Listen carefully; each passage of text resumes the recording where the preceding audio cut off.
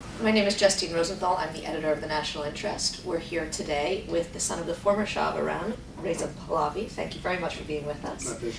We're hoping to talk a little bit about the upcoming elections in Iran, also about, obviously, the Iranian nuclear program and what kinds of hopes you have for the future there. So why don't we start first with the upcoming elections? What do you think the outcome will be, and how much do you think it will matter? Well, I will start by the last word. Does it matter?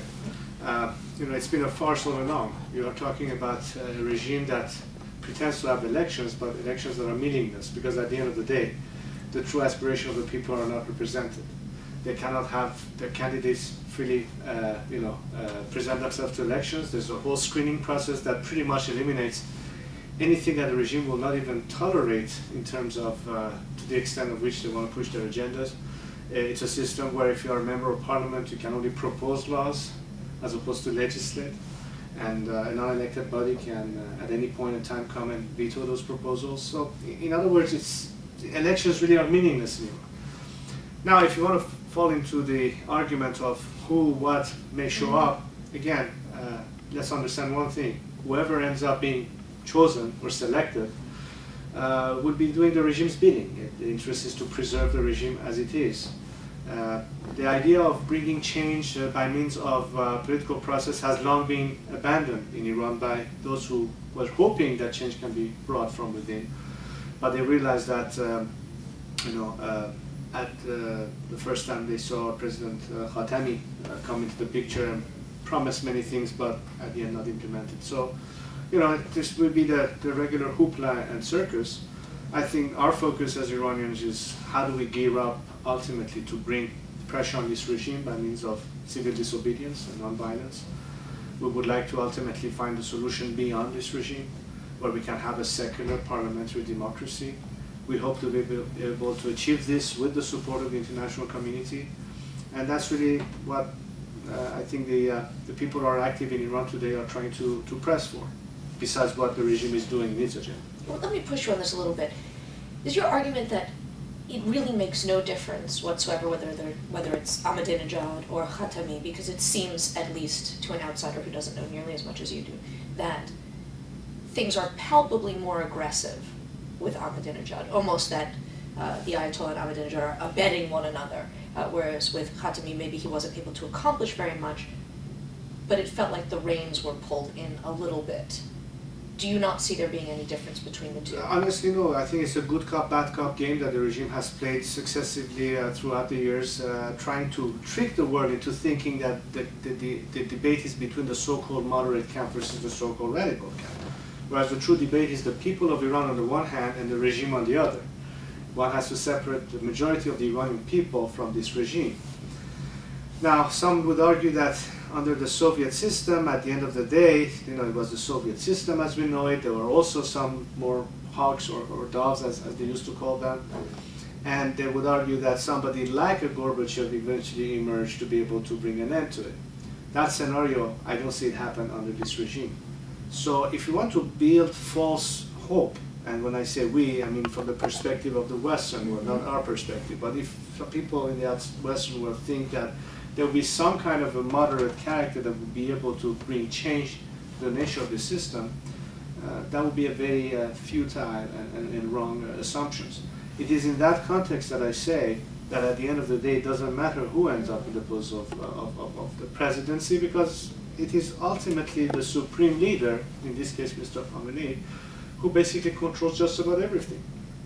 He controls the legislation, he controls the executive, he controls the judiciary, he controls the military, he controls the army. I mean, as long as this structure and this leadership exists there, doesn't matter who the rest of the pawns are. It's how the system has operated ever since its inception 30 years ago. Does this mean that it's not worth it for the Obama administration to now talk to the regime at all? I mean, how do you then think the United States needs to deal with a regime that, my sense is, you certainly would like to see regime change there, so how does one deal with this? Well, talk has been with Iran, maybe the US much less than others, again, ever since the regime's inception. Has it achieved anything? No. Has it changed drastically the comportment and behavior of this regime vis-a-vis its own people and towards the international community? No. The only thing that the regime was able to do is to buy time. Their agenda is very clear, as I explained it today. The ultimate goal for the regime is to institutionalize itself in the region under this modern-day Shiite caliphate and try to broaden its reach throughout the world. It is at odds with what the free world truly represents in terms of its values. Human rights, democracy, all of these arguments is like poison to the regime. That's why I mentioned that I don't think that this regime can coexist with the Western world as it is. What are the kind of realistic hope that anybody in the Western world can build, whether it's the US or other foreign countries in the West, that this regime can possibly have any interest to normalize relations with it? Because the regime is not going to self-destruct on that basis. If they really were to open up, if they were really willing to engage, they will be basically destroying themselves, which explains why the regime has no real interest to really engage and talk. Unless there is some kind of very, very small, maybe tactical level areas. And then again, I don't see anything that in the big picture it will fundamentally change what we have had to face and what is the true concern of the world community today as far as what the regime is doing in terms of threatening the stability of the region and other matters, and not to mention what it's doing to its own people. So that's why I'm saying, if you want to have a dialogue, have it, but don't raise your hopes too much on that. It is time to engage with what has been ignored for 30 years, the majority of the people. Engage with them as well. That's why I propose a dual track approach in terms of any engagement. It has to also take the Iranians into consideration, the issue of human rights, the issue of political freedom, or lack thereof, and that should be part of any dialogue that exists with Iran, as opposed to limit the dialogue to be only the agenda of the nuclear issue and what have you. Is it to set then demands for the regime to change on human rights, on openness, on democracy, as a part of a package deal? And how do you see actually making that become a reality? Well, at least by addressing it, you're forcing the regime to clarify its intentions. The regime cannot come and say, you know, it is none of your business how we deal with the people within Iran. If that was the case, then why would you bother and indict somebody like Omar al-Bashir in Sudan, or so many other cases where we've had indictments of people who are held responsible for crimes against humanity and what have you, whether it's the individual or the system in this case in Iran.